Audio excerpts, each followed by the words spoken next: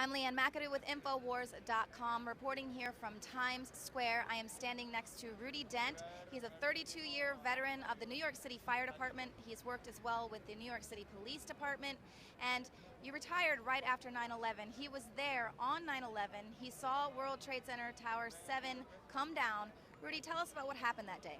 Well, I was off that day, and I received a call at home, and I got to see both buildings come down on TV. I jumped on my motorcycle. I did about 120 miles an hour across the Tappan Zee. I reported to my firehouse, and then I got my gear. A bunch of us got together. We commandeered a mail truck, and we made our way down to the site. At that time, Building 7 was still up. I saw Building 7 come down. My fellow firefighters who were there, they did that involuntary jerk when a loud explosion goes off. You know, you can't help it, and they did. I'm a Vietnam veteran too, so I kind of didn't jump like they did, but there was an explosion. The building did come down in complete classical controlled demolition. It came down on its own footprint. There's no question about that. As a matter of fact, Richard Gage from Architects and Engineers has completely handled that from his area of expertise. Okay. Now, we heard rumblings, things that the fire department was saying that they were overhearing Larry Silverstein talking to his insurance company of whether or not he should have the building pulled. In your professional opinion, was the building pulled? Well, let me say this. In the New York City Fire Department, as I said, I had 32 years there. I was a chauffeur, and I was also a trained fire marshal. A fire marshal is considered an expert witness in court. He's like a forensic detective. He has the power to administer the oath, take testimony, and issue a subpoena. That's a lot of power. And he's a highly trained investigative person in his area of expertise, in arson. And we have no term that I know of that says pulling buildings. That's not our area of expertise. We've never done that. We don't do that. So for him to say that, I don't know where he pulled that out of, but it's just not part of our operations, okay? Right, so the fire department doesn't have the training to pull a building, to demo a building like that. We're not trained to do that. We've never done that. In my 32 years, I know of no evolution whatsoever that does that.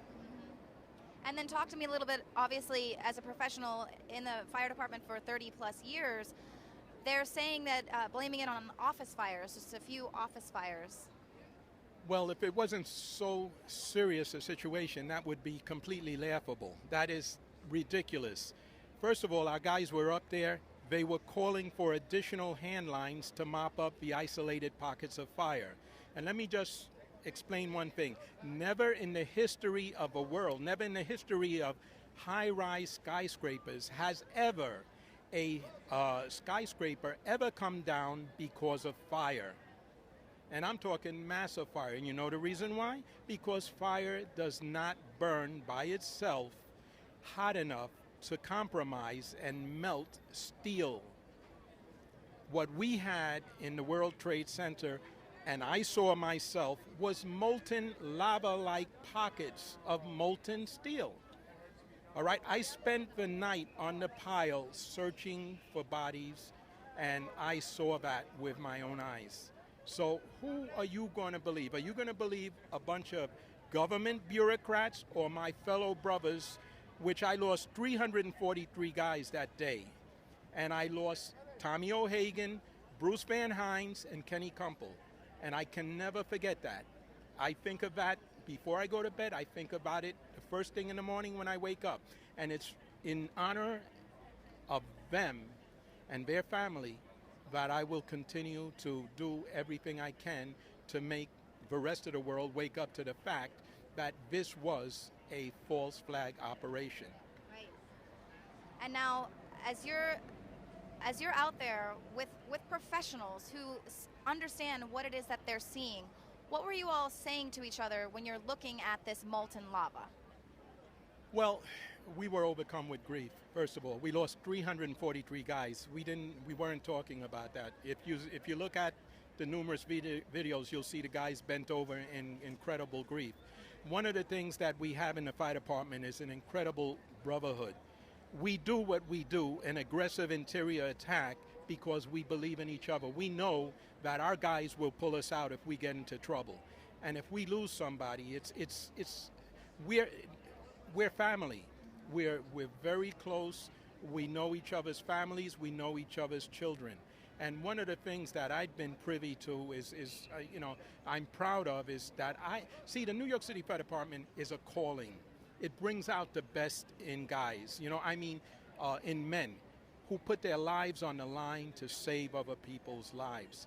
New York City Fire Department is probably the least integrated of all the services, right? When I first came into the firehouse, it was all heavy brogues and stuff. But those same guys, I've seen them bent over giving mouth to little black children that they've just pulled out of a building. And typically when you die or when you cease to start to breathe, you throw up. And they gave them mouth to mouth. I've seen incredible acts of heroism. I love my fellow firefighters. We love each other. And I'm dedicated to exposing this false flag that took their lives. Absolutely. What do your comrades say to you? What do people say to you? Because we've tried to talk to some people, and of course, they have to worry about their pension and things like that. They cannot comment. And I'm retired. But while I was on, I was approached by the news, and I deferred from commenting for two reasons. First of all, I was at 1993, the first bombing, and I saw that. I stood shoulder to shoulder with the FBI while they foraged for little paint chips. And with their forensic science, they can take that paint chip and tell you the make and model of a vehicle that it belonged to. All right? And that was a bombing. This was a bombing. What did you think about them taking all of the debris away so quickly? That was a crime in and of itself, because the classical thing that any investigator is taught is protect the crime scene. And NIST and the 9/11 Commission lied to the public. I mean, you cannot be that stupid. You cannot be that stupid. In law, as a former police officer, every crime or offense has a degree of mental culpability. Either you knowingly, intentionally, recklessly, or negligently committed the act.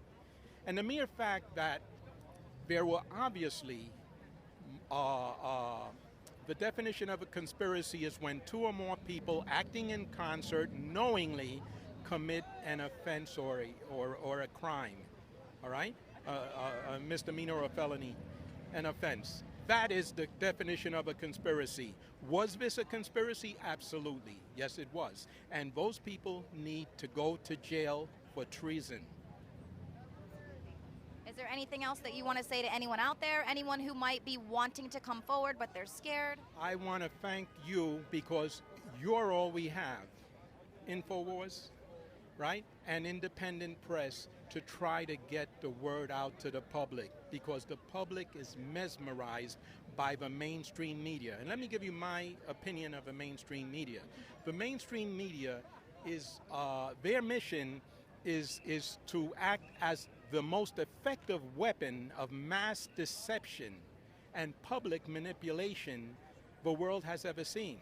And if you don't think that's so, ask anyone any taboo question that the mainstream media frowns upon, with its army of trusted celebrity prostitutes. Right. All right? We've seen and you will see a sadly predictable knee-jerk reactionary response from the public, because that's what they've been trained to believe and trust in.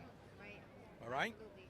Well, we are very glad that you took the time to speak with us to try and help break through that paradigm. We see, here it is, it's very much like They Live all around us, with all this programming and just consistent programming with the ceremony.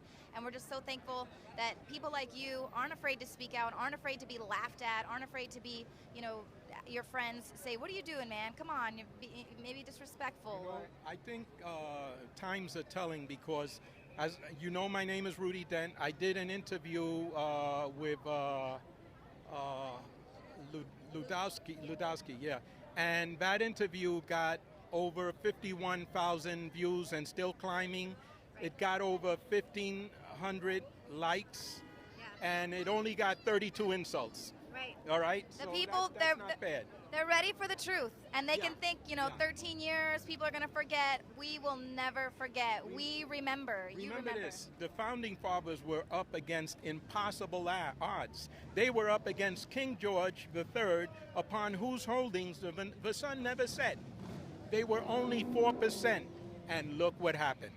Absolutely. America. Yep. Thank you so much. Okay. My pleasure. Well, Ann McAdoo reporting from Times Square, and there you have it. The people are ready for truth. It does not matter how many of these anniversaries go by, the truth will reveal itself in due time.